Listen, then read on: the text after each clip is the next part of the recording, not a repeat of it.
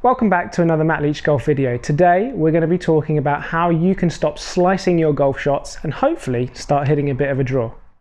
So hit me.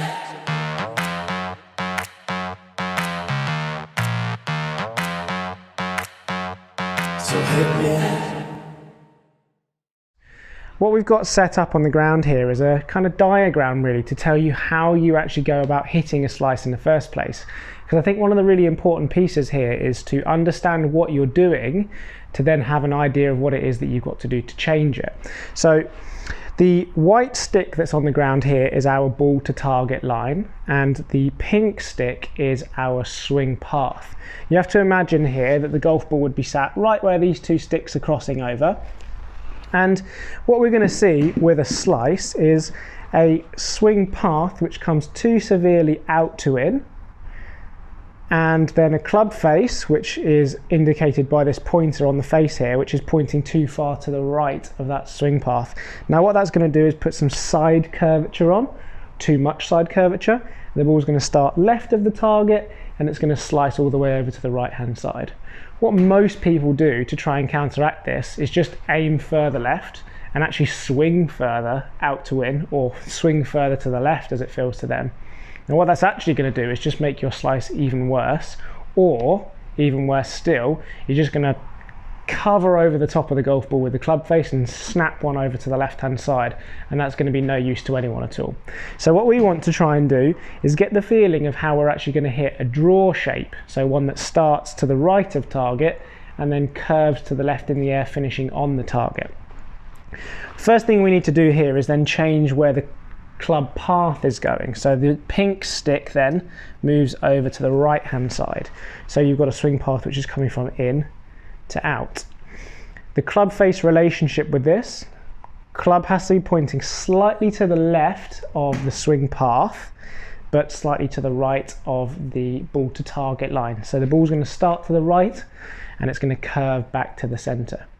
What I've set up out just in front of us is another stick, a red one, and this is a kind of wall, if you like, and what we want to try and do is get the ball to start to the right of it and curve around and finish to the middle. So it's going to be a really good kind of indicator, something that we can react to try and get that ball to curve the way that we want.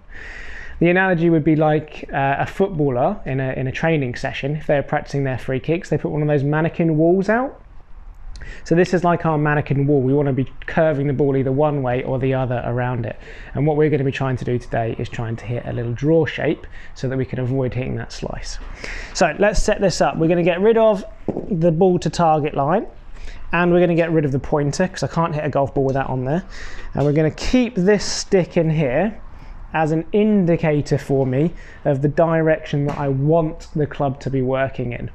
So we don't want to aim any differently when we're doing this. I'm actually going to bring this white stick back in and use it as my aim line now. So I'm still aiming nice and square, but I want my club to be working from in to out, and I want the club face to be pointing ever so slightly to the left of that so that I can get this ball to curve around that red stick in front of us. So a slice would look like this. So that's going to start left and curve big time over to the right. We want the ball to go from right to left, so I need my path to come in to out and the club face relationship to be pretty good. Let's see if I can hit one.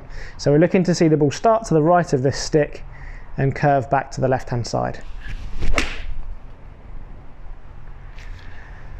That was about as perfect of a little draw as I can possibly hit. So that tells me that my path was definitely coming into out and my face relationship there was pretty good.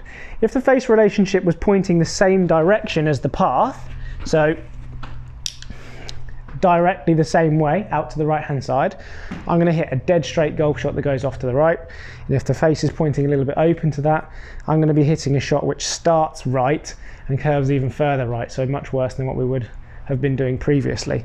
So to hit a draw, slightly into out path and club face pointing a fraction left of that. Give that a go next time you go down the driving range, and make sure you let me know in the comments how you get on with it and tell me if it has helped you next time you go out onto the golf course. As always, if you like this video, make sure you give it a thumbs up and don't forget to subscribe to the channel. We'll see you next time for another tip.